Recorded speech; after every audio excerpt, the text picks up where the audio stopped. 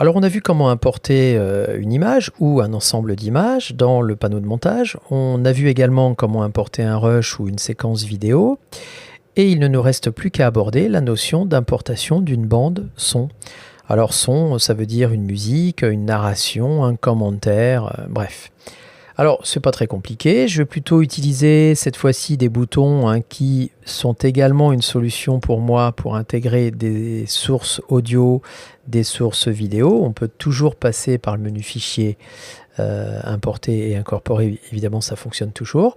Et donc ici, je vais plutôt passer par l'icône son qui se trouve ici, je vais rajouter de l'audio et aller chercher dans mon dossier de référence évidemment la voix qui va bien, la musique qui va bien.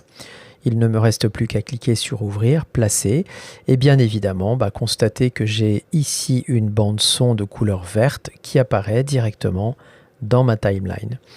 La barre d'espace de mon clavier va me permettre de lancer la lecture. Alors je vais être obligé de me taire puisque vous allez entendre la musique à la place de ma voix. Donc je fais un petit test de lecture et je vous reprends dans 3 secondes.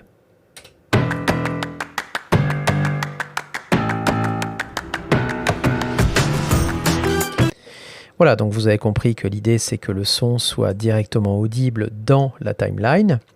Et donc dans la séquence qui suit, on va justement commencer, maintenant qu'on sait importer du son, de l'image ou de la vidéo, un petit peu placer tout ça, organiser tout ça. On va jouer un petit peu sur la fonction de trim pour élaguer, raccourcir, déplacer les éléments et faire en sorte que l'ensemble matche plutôt bien.